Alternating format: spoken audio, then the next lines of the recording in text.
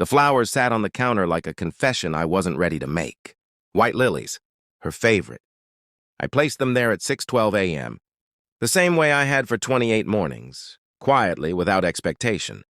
The note rested against the vase, folded once, precise, clean. Thank you for the best month of our marriage. I heard her heels before I heard her voice, sharp, angry, approaching, like a storm that finally noticed the sky. Was empty. What is this supposed to mean? She snapped, holding the note like it had bitten her. I didn't turn around. I was slicing an apple. Slow. Even. The knife made a soft, obedient sound against the wood. It means exactly what it says, I replied. Silence, heavy, confused. For 28 days, she hadn't looked at me. Not really. No good mornings. No good nights. No accidental touches in the hallway. She spoke to walls more than she spoke to me. Her phone, though, she treated that like a lover. Fingers gentle. Smiles unguarded. I noticed everything. The way she tilted the screen away. The sudden late meetings. The perfume she wore only when she wasn't coming home to me. But I said nothing.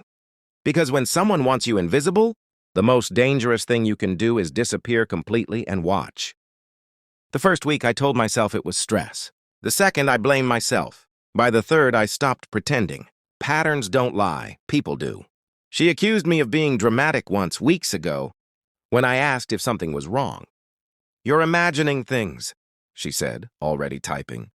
Already gone. That was the moment something inside me went quiet. I stopped asking questions out loud. I started answering them internally. Her phone bill arrived on day 9, itemized. Repeated calls to one number, always after midnight. Always short, always careful. I memorized it. On day 13, I followed her, not closely, not desperately, just enough to confirm what my instincts already knew. She didn't go to the gym. She went somewhere quieter, somewhere practiced. By day 20, I no longer felt angry. Anger is loud, sloppy. What I felt was focus. So when she stormed into the kitchen now, demanding explanations, I finally turned to face her. Her eyes were lit with fury, not guilt. That told me everything. You think this is funny? She said. I slid the second envelope. Across the counter. Thick. Official. My handwriting on the front. Calm. She opened it. Divorce papers. Another note slipped out, landing softly between us like the final. Move in a game she didn't know we were playing. Now let's make it the best year of my life. Her breath caught. And for the first time in 29 days, she looked at me. She didn't read the papers all the way through.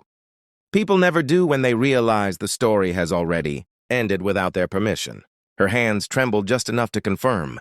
What I'd suspected for weeks, control, was the only thing she'd ever loved. You're serious? She whispered. I nodded once.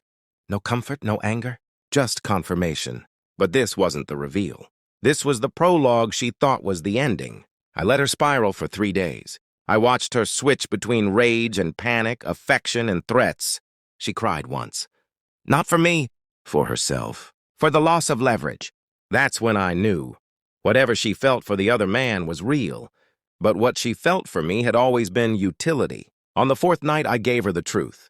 I placed my phone on the table and slid it toward her. Screen on. Messages open. Dates highlighted. Photos. Locations. Hotel receipts synced from her email. To our shared cloud. The one she forgot I managed. She stared, blinked, laughed weakly. This isn't what it looks like. I leaned back. Crossed my arms. Then explain it, I said. Calm, almost bored. She tried. Poorly. Words collapsed under their own weight. She reached for excuses, then for blame. She said I wasn't present, that I was distant, that she felt alone. I let her talk. Because I already knew the timeline. Day 3 of my silence, that's when it started. Day 7, that's when she stopped feeling guilty. Day 15, that's when she started planning an exit she assumed I'd never see coming. I slid one last document across the table. A printed timeline. Dates, times, cross-referenced, precise. Her face drained of color. You've been tracking me? I shook my head slowly. No, I said. I've been observing you. There's a difference. That's when she broke. Not loudly, not dramatically. She sank into the chair like gravity had finally remembered her name. She asked if there was anything she could do. That question sealed it. Because someone who loved you would ask what they'd done. She only wanted to know how to undo the consequences. I stood, collected my keys. "The flowers," I said, pausing at the door. They weren't sarcasm. She looked up, confused. They were gratitude. 28 days of silence. Taught me exactly who you are when you think no one's watching. I opened the door. And I don't stay married to strangers. I left her there, surrounded by evidence, by truth, by the wreckage of a story she thought she was writing alone. Now my apartment is quiet. No tension. No lies humming in the walls. Just space, clean, intentional. People ask if it hurt. Of course it did.